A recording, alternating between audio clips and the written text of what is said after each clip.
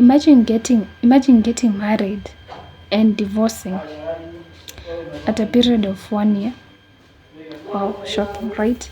But not in this generation. I know divorce is a very controversial topic that many people don't want to talk about it, especially the African community. But I'm here for you. I'm here for you guys.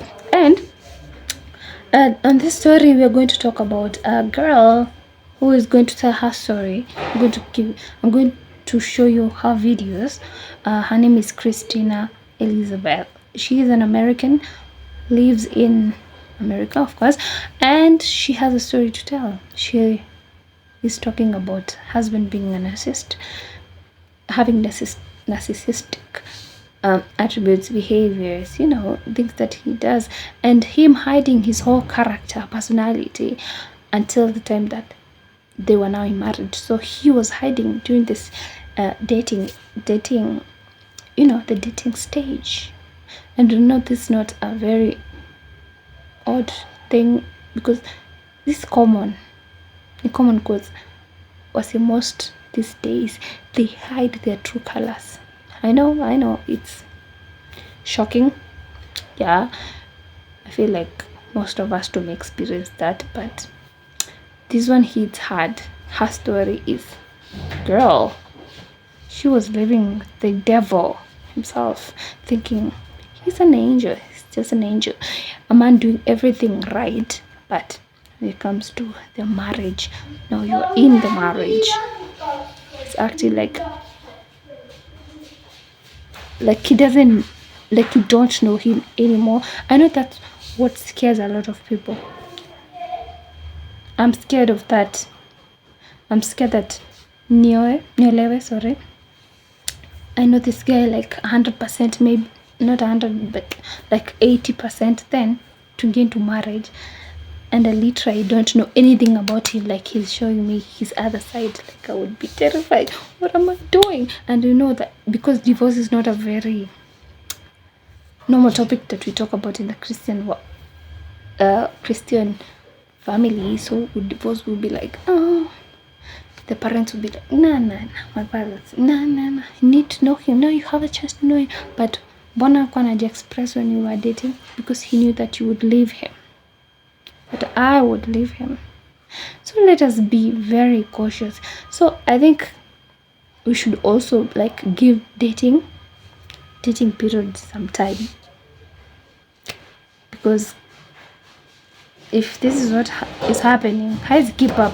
Of course kuna nyeza keep up for 10 years ndio wakuoe, and then wakuonyeshe maneno, like kimpe time, like in dating mko na time ya kujuana vizuri, umsome vizuri. Ni kama unasoma kitabu yenye uwezi rudi nyuma, yenye ukiambiwa you reading it once you cannot go back, umsome hivyo. Okay, ujue responses zake, ujue his people, ujue everything about him. Ndio ukiingia into marriage, girl, hata kitu kufanyia shit ama whatever, you know where to turn to, you know his family, uulize, do you know about him? What do you know? Nini ameifanya kutubasho yenye ameifanya mkakuwa like na wakuambie all this. Though I know kuna some toxic in-laws, but it is good kama you have a good relationship pia now, because you never know, maybe they are your saviors. Yeah, so let's go and watch her videos. Her name is Christina Elizabeth, and if you want to see more of these videos, you know what to do. You subscribe, you like, and comment, of course. Thank you. So let's go. So why am I getting divorced after a year and a half? I got married at 28 and I'm 29 and I'm currently getting a divorce. And I owe it to you guys to explain to you why I'm getting a divorce, because over 10 million of you guys watched me get married last year across Instagram, TikTok, YouTube, and a lot other wedding content that I put out. I'm a lifestyle creator, and so, you're gonna see my life, the ups, the downs, all of it. It is just a part of the process. But the reason why I do want to share why I'm getting divorced is because I got married to a narcissist unknowingly, and it was all built upon a lie. And I started talking about this on Threads and on my Twitter account, and I shared some of that to my Instagram stories. And since sharing that, I've gotten hundreds of DMs from women who are in the same situation or who have been in that situation. And so many of them have told me, I'm so grateful that you've been talking about this and that you've been transparent about this, because I didn't have the strength to leave. Now that I'm seeing that you are leaving so soon as well, I'm now inspired to leave. I do want to talk about this specifically when it comes to the narcissistic abuse part, because you don't even realize it's happening to you while it's happening to you. For so many of us, we just didn't even know what was happening while it was happening. I'm going to share as much as I can. And I think it's also important for us to remember that there's a difference between narcissistic personality disorder and having narcissistic traits, okay? Those are two different things. So let's start from the beginning. So in 2020, I met my husband on Hinge, and I was living in New York City at the time, and I was working from home. I was working on Wall Street, and I was pretty isolated. Here comes my husband on Hinge, and he looks great, and he seems like a pretty decent guy, and he really sold himself as like this faith-based guy and like really serious with like really good intentions. And you know, I bought it. Now, he was going to be starting a job on Wall Street as well at a different firm, and I like the fact that he was already in the industry, so he understood my work schedule, because I really did have a demanding schedule. Again, very normal guy, seemingly decent guy. The relationship is good to start. Towards the end of 2020, I started to pick up on the fact that our values weren't really aligned, and especially when it came to faith, there were some things that weren't adding up, right? So I did let him know that, hey, I think we should break up. I think we should part ways, because, you know, we're just not aligned. Now, he accepted it at first, but then he kept trying to message me and get back with me and saying, you know, I really don't understand. I really miss us and all of that. And then he starts to mention the fact that there's a ring fund, because, you know, he sees me as his future wife, that he's already gained 14% on. And I remember saying to him, like, I'm sorry, what does that have to do with anything? And so that is an example of, I think it's called love bombing. I am somebody who had a narcissistic parent. So I grew up on gaslighting. I grew up on manipulation. I grew up on love bombing. So that feels familiar to me. I didn't really have the language for what exactly my soon-to-be ex-husband was doing at the time, but now that I do have the language for it, I see it for what it was, right? If you have broken up with somebody, they seemingly accept it, but then they're coming back and they're like, okay, but I have 14% on a ring fund, right? They're trying to like lure you back in, right? They're trying to talk about all these things that they do for you or what they're doing for you to try to lure you back in.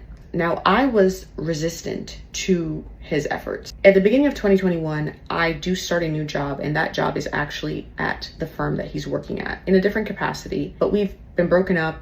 We're still cordial. Now, he's still trying to get back with me. He's inserting himself in a way that's friendly, but like also clearly like he regrets that, you know, we parted ways. Again, I'm focusing on my new job. I'm just focusing on like getting my life together. He does become a source of support for me as I'm in this new job, because he's already familiar with this firm.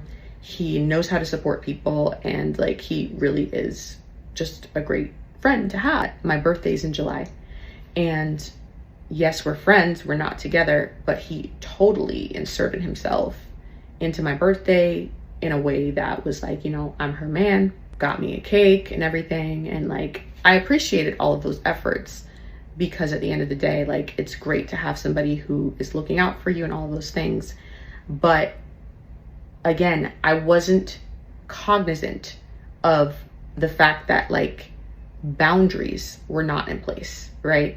And this is something that you have to be very aware of as a young woman when you're dealing with these men. Like, if you have broken up with somebody, right, there is no reason why they should still be coming around in that capacity. And if they keep coming around under the guise of friendship, right, because they love and care about you deeply as a friend, you need to be very careful. Because I was very convinced that, okay, he keeps showing up and he's just around because, like, you know, he just cares deeply about me and he just wants to be the person that's there for me. Now, despite the fact that we're broken up, anybody who has shown any kind of interest in me, anyone who he knows is interested in me, he's creating obstacles for these people. He would want to spend like every waking moment of the weekend with me, and I just had zero space. This is another sign that you are dealing with a narcissist. They do not give you any space. Keep in mind, the job that I had at this time on Wall Street, I was working at the desk from 6:30 a.m.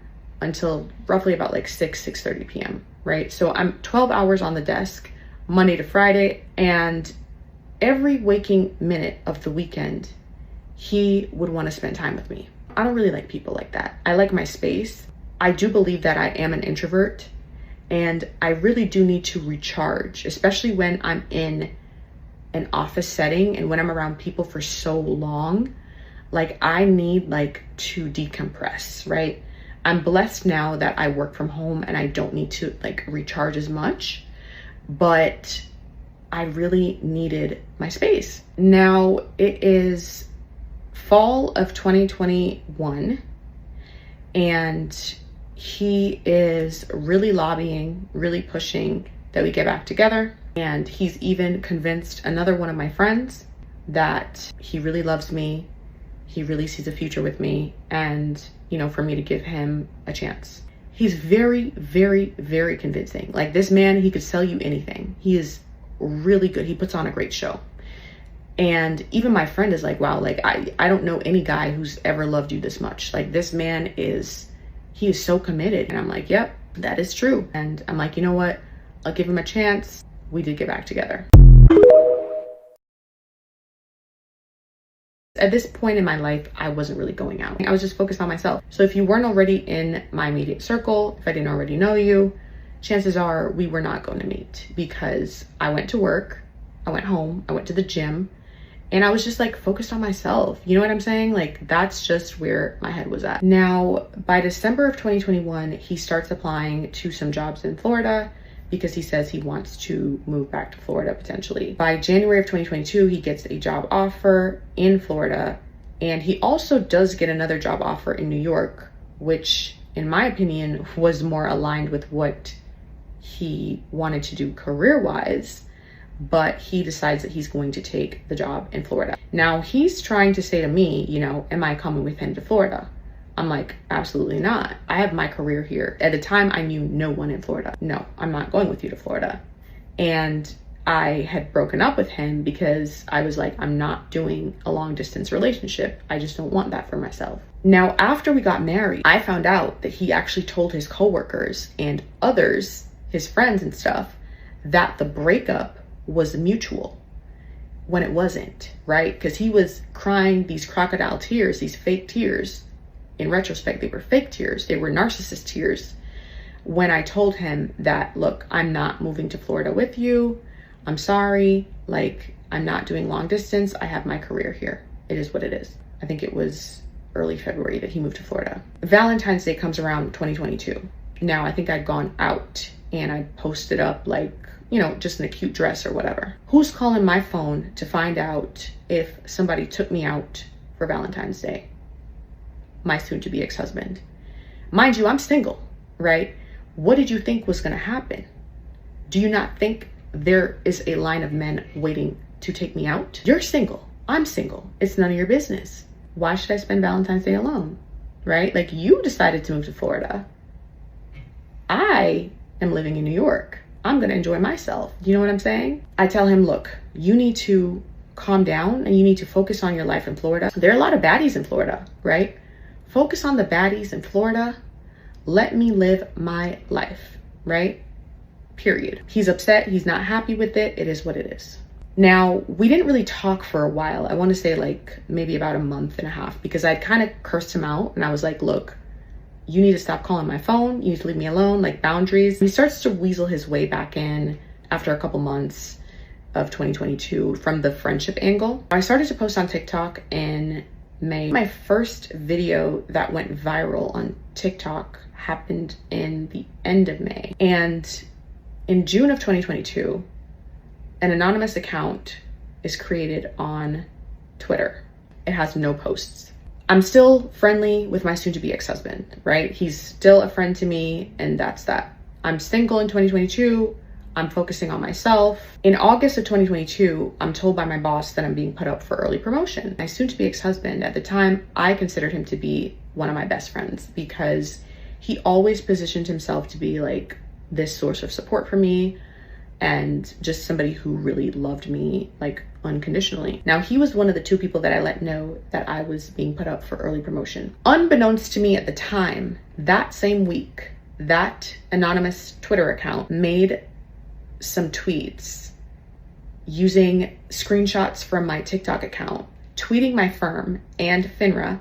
Now, FINRA is the regulatory body that oversees broker dealers, etc. Again, there are 2 people that I told that I was up for early promotion. He's the only one who would have known to tag FINRA in those tweets in an attempt to bring me down or to get me fired or to mess up my chances of getting promoted. I don't find out about these tweets because I wasn't even tagged and I wasn't really on Twitter like that. I was called into the office by compliance at my job and they were telling me that, hey, there's this FINRA investigation going on because this random Twitter account made these tweets referencing your content and they tagged the firm and they tagged FINRA. They just told me, hey, just keep an eye out, you know, let us know if you have any idea who it could be. And they told me that they'd be doing their own kind of investigation as well. I remember my boss saying to me, go look into that, go figure out like what's going on there. And I just thought, okay, maybe it's just like some random hater. I just had no idea who could be behind this kind of account. Now, if I'm experiencing a certain type of harassment on the internet, I do loop in my lawyer just to get an assessment of like,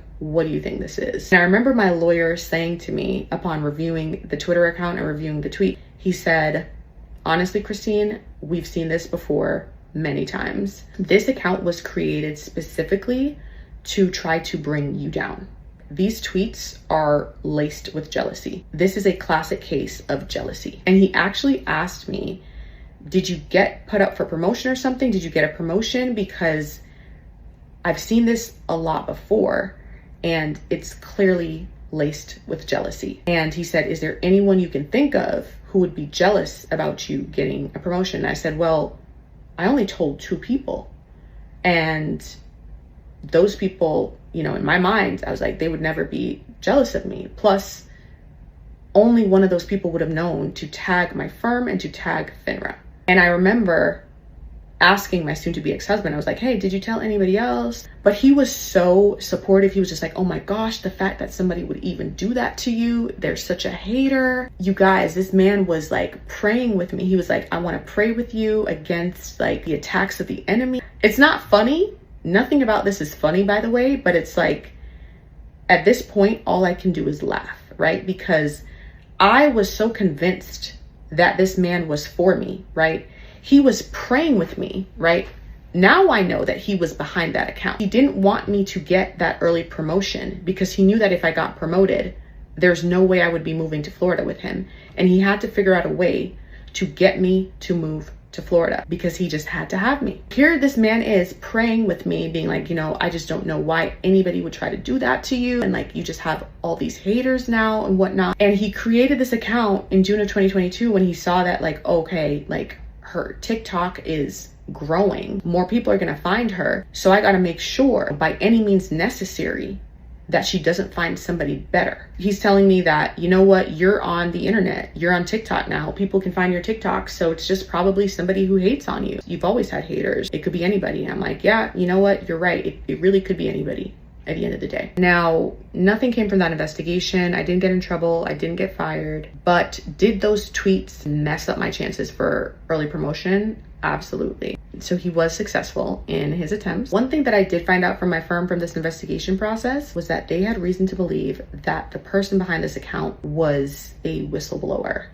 So they were a former employee and they were airing out their grievances while using me to do so. Now, January of 2023, I have a new challenge to focus on because the Black people at my firm have been getting underpaid now for 2 years. And we had clocked it the year before, but we were told that it was going to be corrected and we'd be made whole this current year, which was at the time 2023. That was not the case. In fact, it was even worse in 2023.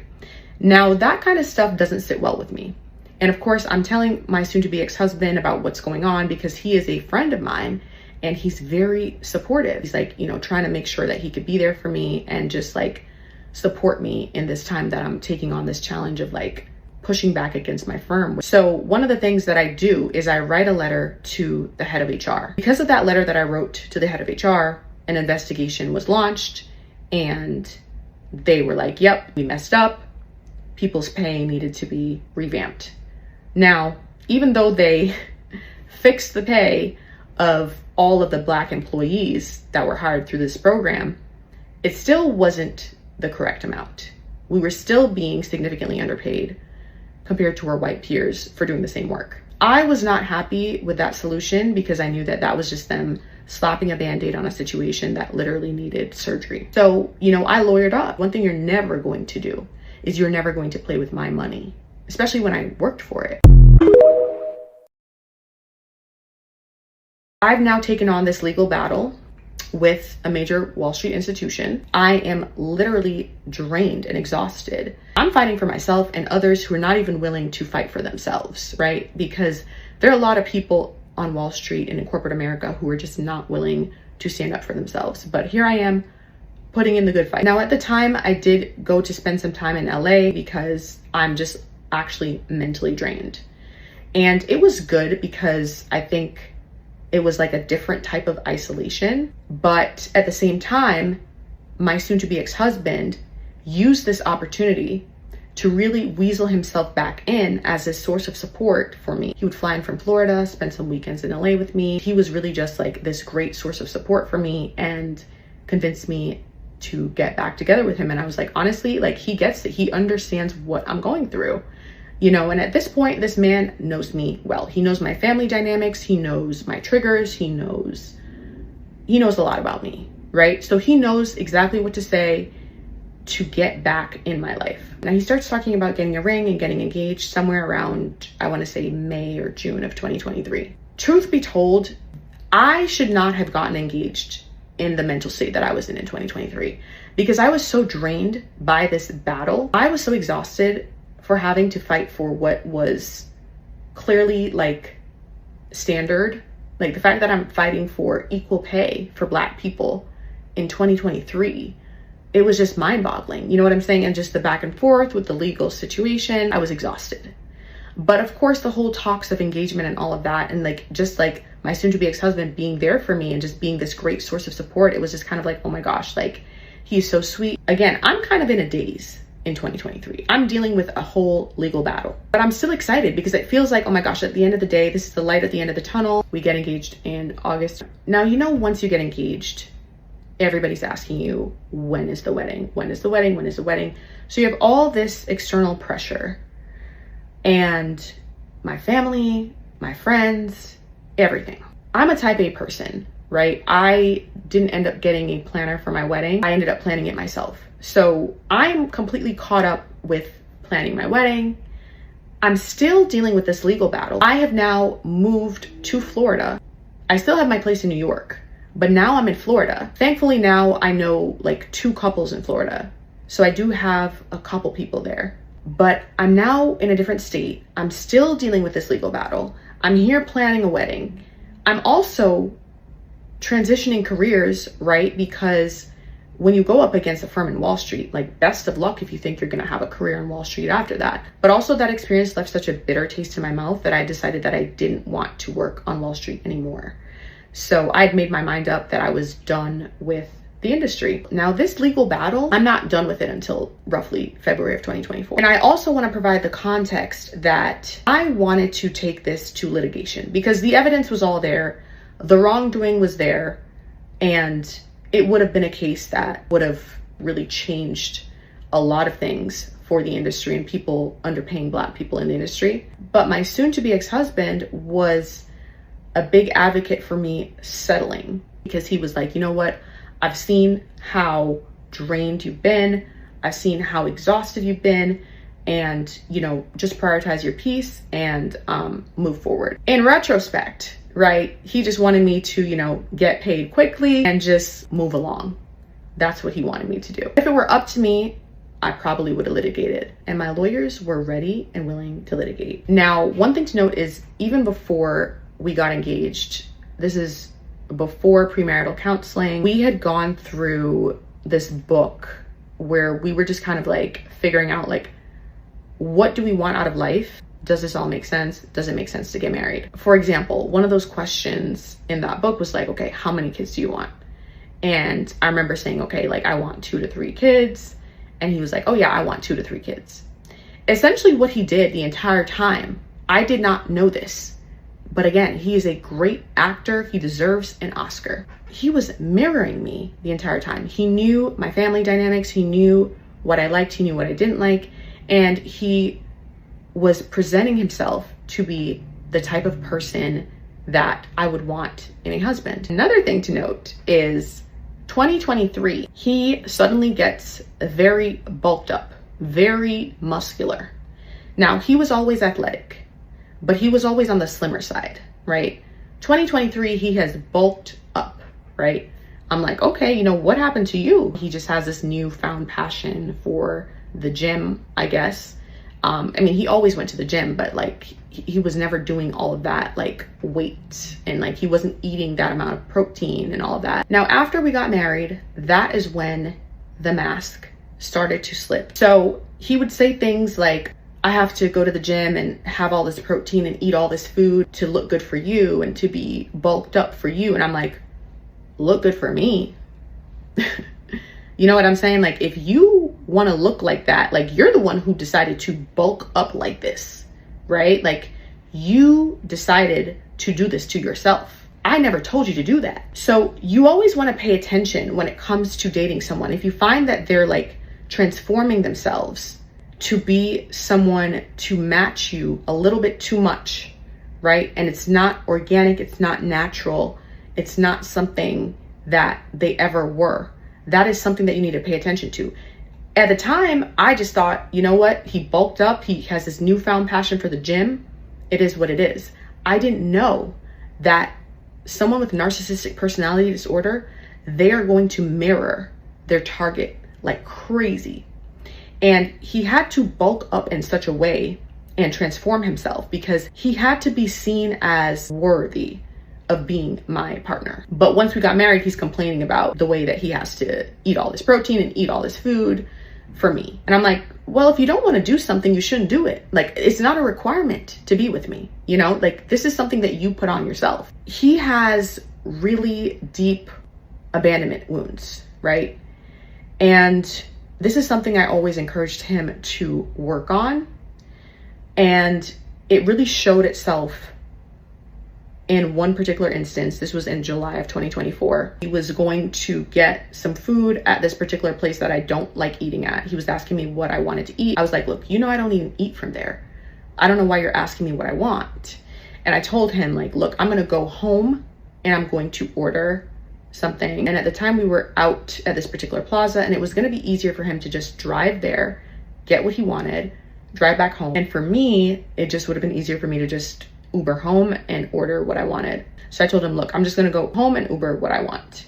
So I got out of the car and I was about to call my Uber on my phone. I kid you not, this man drives in front of me, wrestles my phone out of my hand with such force, so angrily that like I'm pushed, and he drives off in the parking lot. He makes a loop in the parking lot, actually, like a lunatic in anger.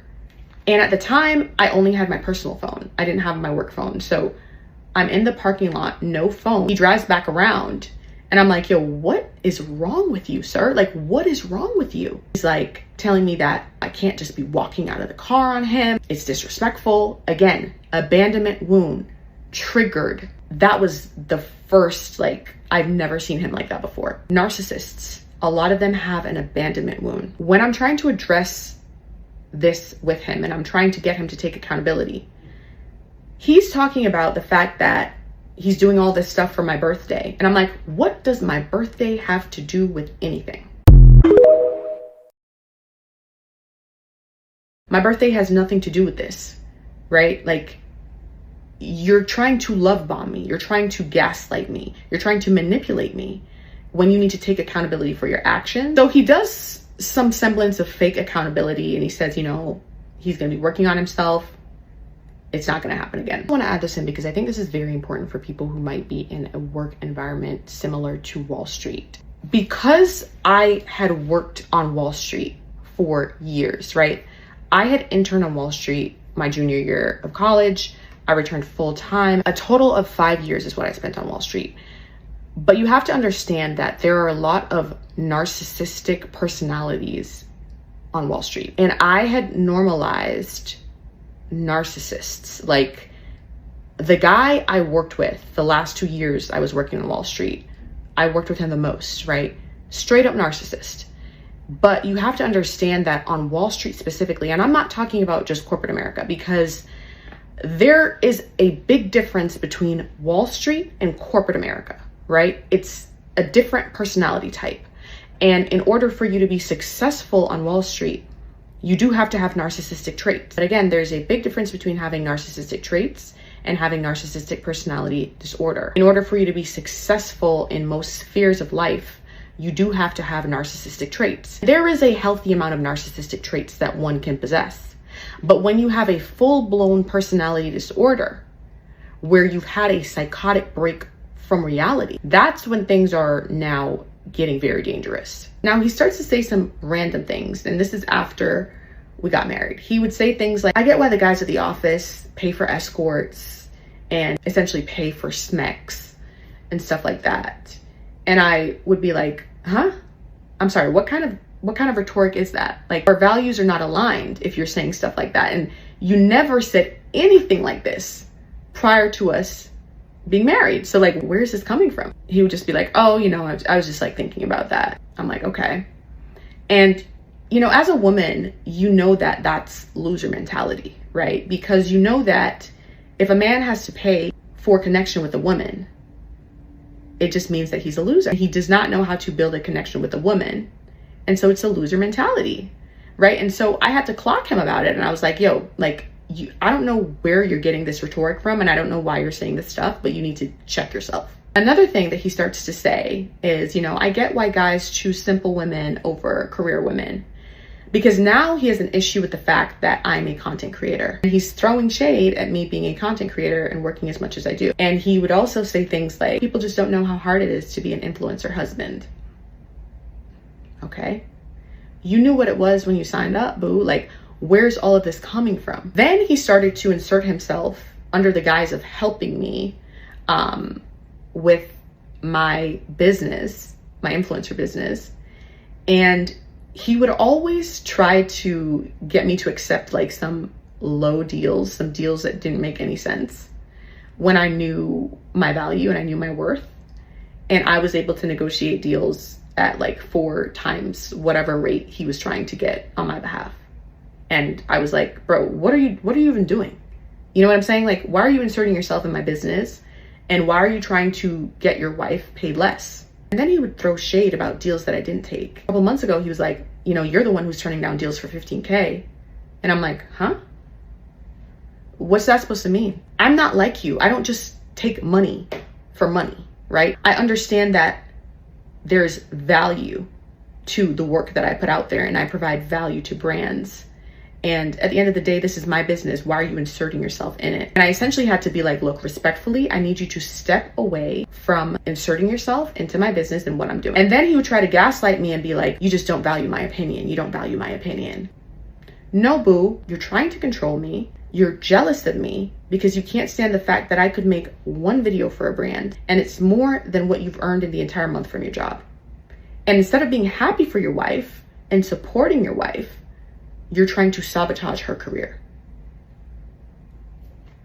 Another thing that I didn't pick up on as a narcissistic trait is, I remember one time, like, I was crying and he got extremely angry with me. Like, he was so angered by the fact that I was shedding a tear. He started to raise his voice and yell at me.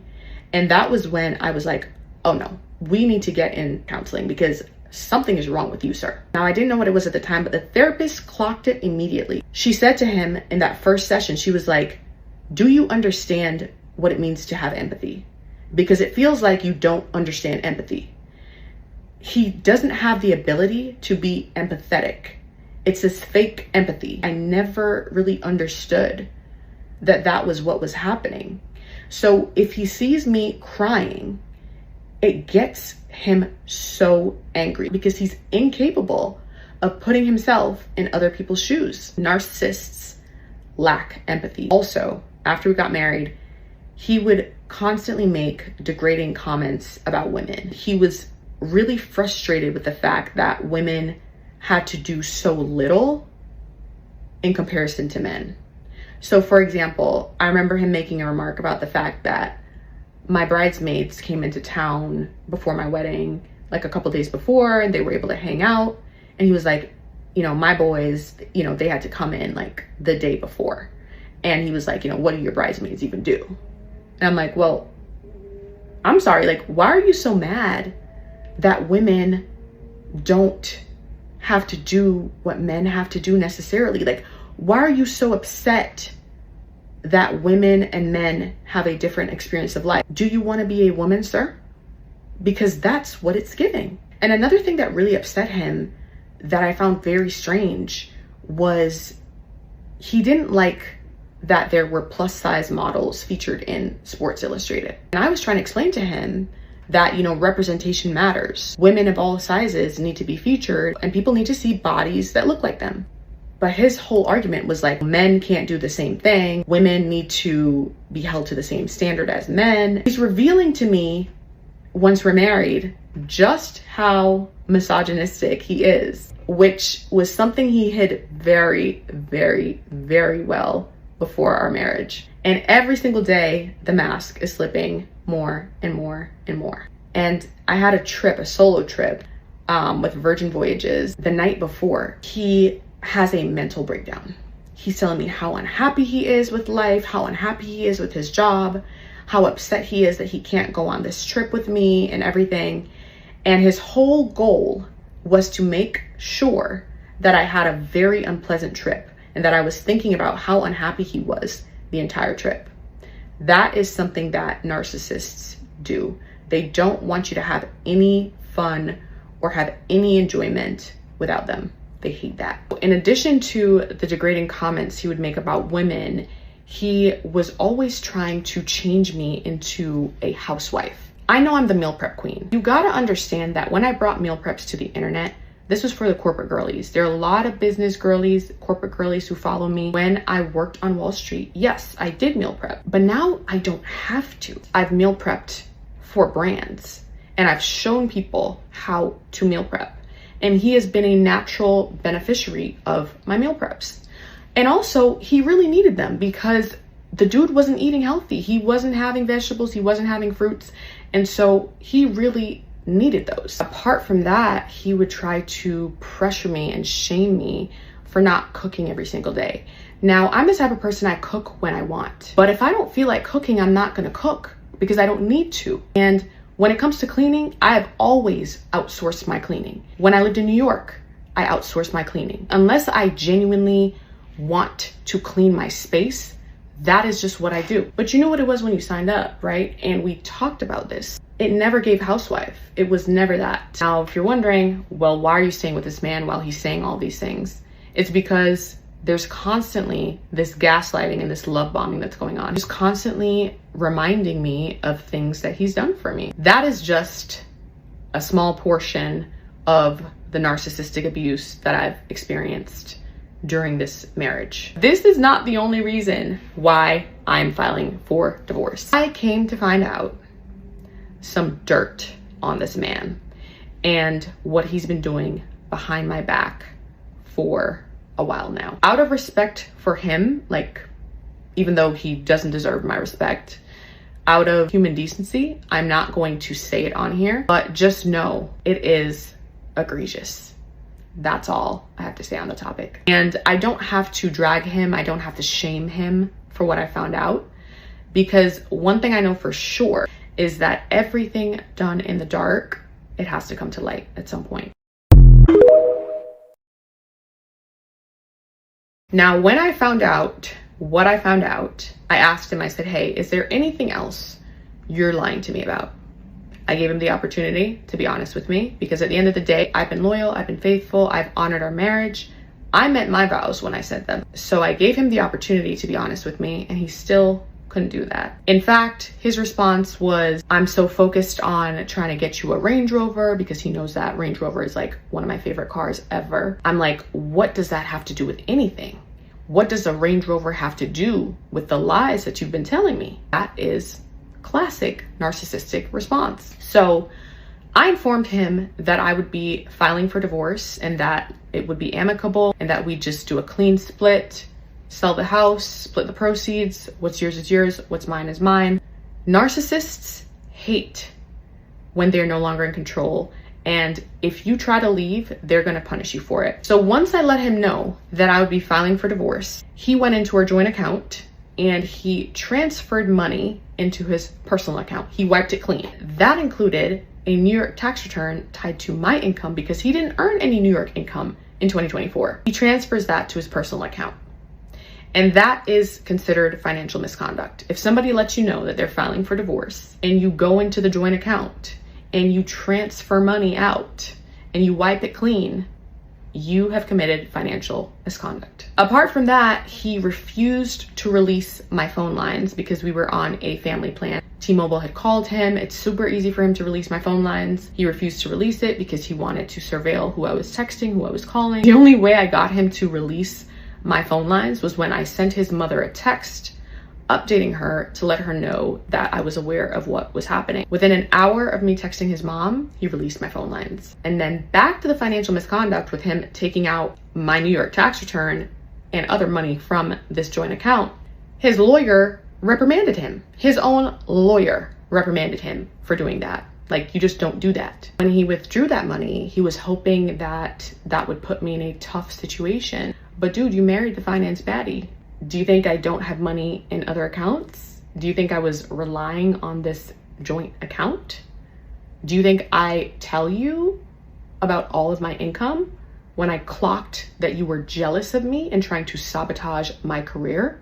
That is standard classic behavior of a narcissist. When you try to leave them, they're going to try to financially abuse you, smear your name as well, because what he's been doing is talking to my friends and family, trying to create a narrative about me. They're going to try to keep anything hostage. They're going to try to surveil you.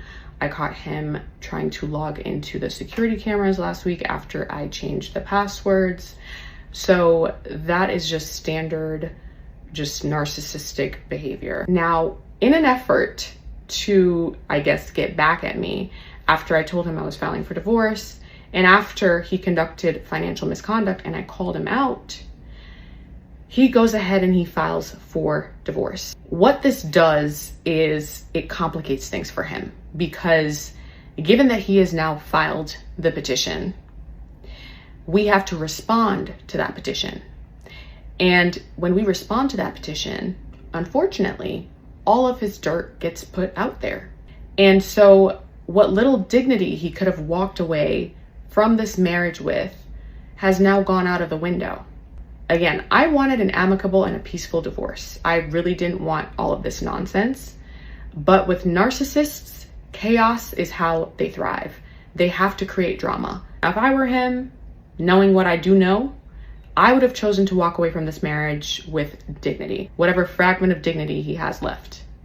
But he chose narcissistic collapse, right? He chose ego, and he chose to be childish. Now, could I have gotten on the internet and pretended everything was okay and put on a show for you guys? Absolutely. I can't do that and sleep well at night, and that is just not a part of my brand. If I'm telling you ladies to want better for yourselves, if I'm telling you to do better for yourself, if I'm telling you to stay healthy and wealthy, that is all a mentality, right? That is a mantra. So you have to want better for yourself. You have to walk away from the things that no longer serve you. And especially if you were literally a victim of a real life Joe Goldberg like I was. Now, there are a couple people on IG who said, oh, you got married for content. And I wish I got married for content, honestly, because it cost me so much. I would love to get my 75K back from the wedding, honestly. That would have been invested. I would have had more money now. I would love to get back all the money that I've invested into this house, all the closets that I paid for, all the furniture that I've purchased. literally everything. I would love to get my money back. This has been such a loss for me. For you to get on the internet and try to think that people get married for content. I know I met my vows. My soon-to-be ex-husband, on the other hand, he didn't mean a word that he said. He was literally a real life Joe Goldberg. But let this be a reminder that you will rise again. I'm currently in the process of getting out of this marriage. We will see how my rise again goes. I hope this is helpful, and whenever I'm able to share more information, I will. I know the psychiatrists and the psychologists and the therapists will meet me in the comments and explain a lot of what I put down. And listen, it is never too late to walk away. Just like in finance, if you make a bad investment, cut your losses. It's not your fault. You looked at the financials, right? You looked at what was under the hood. You thought everything was good, but they put on a good show, right? They doctored the books. That happens sometimes. But you cut your losses when you recognize that what you're dealing with is garbage. If you take nothing else away from these videos, I hope that you learn to put yourself first and honor yourself and honor your boundaries, no matter the cost. Stay healthy and wealthy. So I got married at 28 and I'm divorcing at 29. A lot of the comments I've seen have shown me that not everyone has watched the full 5 parts and actually comprehends the difference between having narcissistic traits and narcissistic personality disorder. I would love for the psychologists, the psychiatrists, and the therapists to meet me in the comments and really explain to people, because a lot of you have been comparing this to your previous relationships and talking about seeing red flags and how I should have noticed this and I should have noticed that. And even before I get into the whole red flag argument, let me just say this. I'm not a person who goes around trying to manipulate others, right? I don't live my life trying to control outcomes. I don't live my life trying to play God. I don't do that. So when you're a person who operates in truth and empathy and love, when people are doing certain things to you, you don't really recognize that it's manipulation. You don't look for the evil in others when you're not an evil person. As a person who operates from a place of truth, the last thing on my mind was that this person would be trying to do me wrong. And that's what happens to a lot of us. I think if you're used to manipulating others, if you're used to controlling others, the signs would have been glaring for you, right? Because that is who you are. But that is not my character. It blows my mind that somebody would try to control somebody else. It blows my mind that somebody would try to lie to determine an outcome, especially when it comes to love and relationship and marriage. Truthfully speaking, I don't operate from that mind space. So when people say stuff like, well, you should have blocked him after you guys broke up, 2 things on this. First of all, if you break up with somebody and it's an amicable breakup, why do you need to block them? Especially since this person has shown that they're respectful and they've always shown themselves to be a decent individual. I've been in other relationships and I never had to block them. I don't need to block the people I've broken up with. When I'm moving forward, I'm moving forward. I don't need to block you, right? And just so you know, when you're dealing with a person with narcissistic personality disorder, I'm not just talking about narcissistic traits. They are going to create burners. I remember specifically when he moved to Florida, I told him on the phone when I had to curse him out, I was like, look, stop calling my phone or I'm going to block you. He heard my warning and he stopped.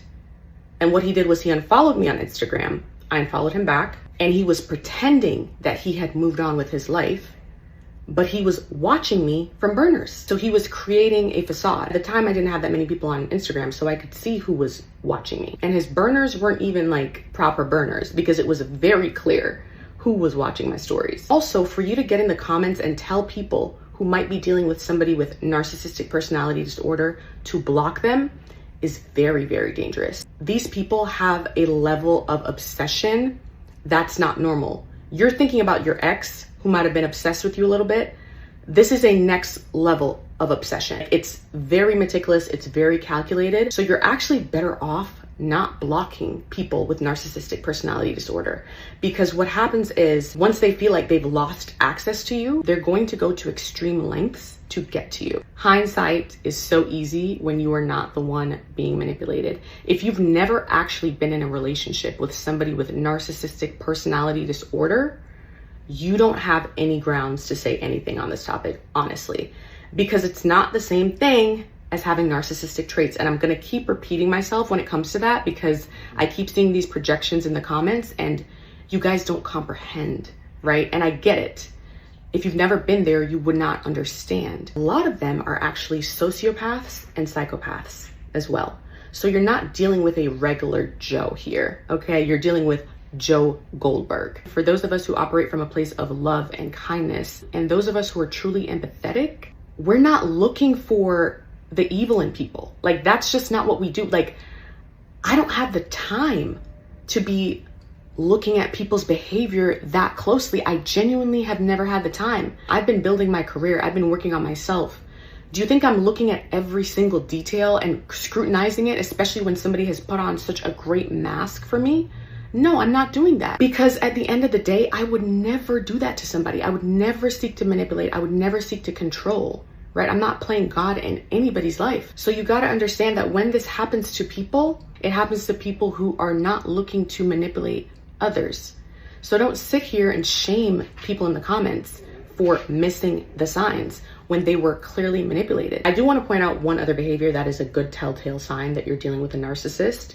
It's something I did not understand at the time. After he was in Florida for a while, he told me things weren't really working out with the young women that he met in Florida, and he said they were very impressed with me. And I was very confused, because I was like, why do they know about me? I don't go around when I'm dating telling my new date about my ex. Like, that's so irrelevant. Apparently what he was doing was he was telling these women that he was dating that he used to date me. I asked him, I said, well, are you telling them about me? Why am I a topic of discussion for you and your new dates? And he would say, oh no, you're on TikTok, they've seen you, they follow your content, which is not necessarily true, because my content is niche, right? In my head, I'm like, well, perhaps they saw a video of mine on TikTok, but how would they know that you and I dated unless you brought it up? So what a lot of these narcissists will do is they will make sure that the next person they're trying to date is aware that, hey, I dated her. And it helps them to come off as more legitimate, because now the women can see, oh, okay, well, he dated her. She's a baddie. She has her life together. If she dated him, then he must be okay. And of course, we know that there are some women out there who will date you just because they know that a baddie dated you. And they're not necessarily dating you because they like you. They're dating you so that they can feel on the same level as you. What I do take accountability for is not trusting my gut from the very beginning, because everything looked right about him.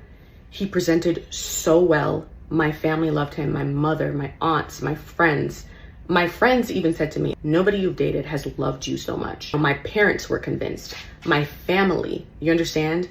So even when something felt off in my gut, I was listening to all of the voices around me, because I trusted that they knew better than me, because they were older. I remember raising specific things actually to my family and friends, and they would tell me, oh no, that's just the devil trying to destroy what you have going on. And they would tell me things like, oh no, the devil hates marriages, so that's just the devil putting something in your head. A lot of people will use religion to control you and to keep you bound to something that was never built on truth in the first place. Trust your gut. And lastly, there have been a lot of men in the comments talking about the fact that women can be narcissists as well. And that is absolutely true. We never denied that, right? My platform is primarily for women.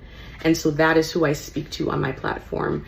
There are totally female narcissists. And so if you have a story to share about dealing with a female narcissist, I encourage you to share it in the comments. I'm just speaking to my audience because we are primarily women here. For everyone saying, don't put your business out there, keep it private, it is what it is. Again, I have a platform. At the end of the day, thank God, I am the only one hurting from this situation. And if my pain serves the purpose of inspiring hundreds of thousands of women who follow me across all of my platforms, then it was for a reason greater than myself. And that's what I've come to realize. Yeah, it sucks for me, but I'm gonna be okay. I was flourishing when he found me, and he wouldn't leave me alone at any cost. I'm the one who went through this horrible situation. And so many women have benefited from my transparency, and I'm so happy for that, because at the end of the day, I know that this was bigger than myself. This is my platform, and I know God gave it to me for a reason. So I'm not going to hide and pretend that things are okay. I'm going to be transparent. That is me stewarding the community of women that I've been blessed with. Again, if you are somebody in a similar situation, don't let anybody shame you for missing the signs. You're a good person. You wouldn't manipulate others. You don't think like an evil person. Of course, you're not going to look at other people's actions and immediately see the evil in them, because that's just not who you are. And if they want to shame you for being a loving and empathetic person, let them do that. Stay healthy and wealthy. I got married at 28 and I'm divorcing at 29, part 7. For those of you bringing up forgiveness and reconciliation, I need you to understand that I am actually a very forgiving person. I understand that I don't need to take revenge on anyone. I have never needed to do that because I understand that in this life, you reap what you sow. Anyone who's ever wronged me, they have suffered the consequences, and I've seen it with my own eyes because God has never played about me. But what you need to understand is that I have extended a level of grace in this situation that most people wouldn't. If you really knew what this man was doing behind my back, you would be like, girl, you're giving him that much grace? Again, that is just me being a decent human being trying to preserve what little dignity he has left, even though he truthfully doesn't deserve it. And to the men in my comments talking about women think they're so perfect and women are so evil for wanting a divorce, if you truly knew what he was doing behind my back, you would not be defending him. I promise you. You would pull back your comments very swiftly. You would. Because I really don't think you would want to be caught defending that type of behavior. Now, speaking about narcissism, and I'm speaking directly to the women right now because, again, my platform is primarily for women. If you are in a relationship with a narcissist, I need you to understand that the core of narcissism is self-hatred and shame. Do you understand what I'm saying? The core of a true narcissist, someone with narcissistic personality disorder, the core of it is self-hatred and shame, okay? A man who hates himself and has shame about who he is will not protect you. He is going to lie to you and he's going to betray you. And he will look you in the face and tell you that he loves you every single day. He will try to convince you that nobody will ever love you more than him. That is not real love. That is his twisted version of love, filtered through shame and denial. And that version of love, it will never keep you safe. These men know who they are at the core. They do a great job of putting on a show. The mask will start to slip once you're married or once you're locked in with them on some level where they feel like you're not going to go anywhere. Usually you've gotten a house with them, as in my case. You're married, as in my case. And for some women, they have kids with them. They know who they are at the core. They're just in denial about it. They're often living double lives because they're not comfortable with their true identity. I'm telling you this because I've lived it. Our couples therapist clocked it immediately. And that's when I was still in denial about the fact that he could be a narcissist. I was still believing the lies. He had been going to his own individual therapist. But what you need to understand is that individual therapy does not help people with narcissistic personality disorder. They manipulate the therapists. And therapists can only work with what you give them. So if you don't give them truth, they're not going to be able to help you. People with narcissistic personality disorder, they perform, they charm, they lie. They don't even tell themselves the truth. If you lie to yourself, you can never be truthful with others. And before you hop in the comments trying to play devil's advocate and defending a man that you don't even know, I want you to ask yourself this question. What would be so egregious that a woman like me, who got married in front of millions, who's always preached marriage, I've never been for hookup culture, ever. What would be so egregious that I would decide to make this decision publicly? I've never been reckless with my platform, so I want you to really consider that. What could it really be that would make me say enough is enough and I want out of this marriage? And again, for the men and women who are in the comments saying I must have gone into this marriage knowing that I wanted a divorce to get something from this man, consider this. I am the finance baddie. I know all about prenups. I chose not to get one because I believe that marriage is for life. I got into this marriage not intending to divorce. Yes, he is a high earner, but I've always made more money than him. And the tax returns show it. So who do you think a prenup would have benefited more? Additionally, in my industry, there's no cap on what you can earn. It's totally up to you. So who stood to lose more in this situation? Who is more likely to get alimony in this situation? What would it take for a woman like me to leave? And not just leave, but leave with integrity, choosing to not expose all of the details, even though it would be well within my rights to do so. Consider that. Again, I'm choosing to be a decent human being and to preserve his dignity. I have the receipts. My lawyers have the receipts. Why am I giving him the grace that he doesn't deserve?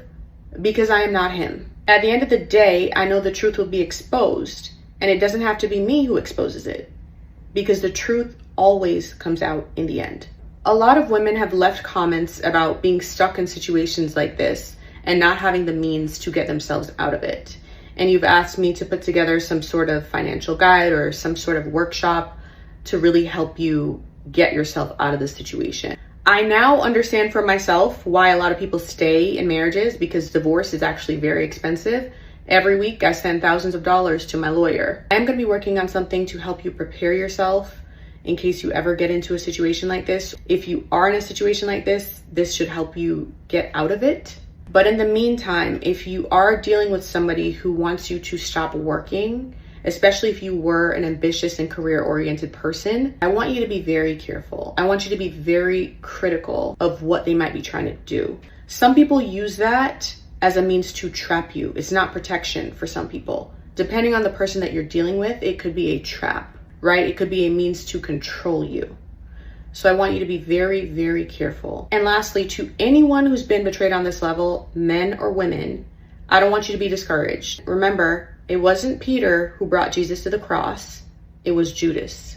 Betrayal often serves the purpose of waking you up. So cry if you need to, but you can't stay there. You have to channel that pain into your purpose. So in the gym, in your business, in your healing, whatever that might be, let your results speak for you.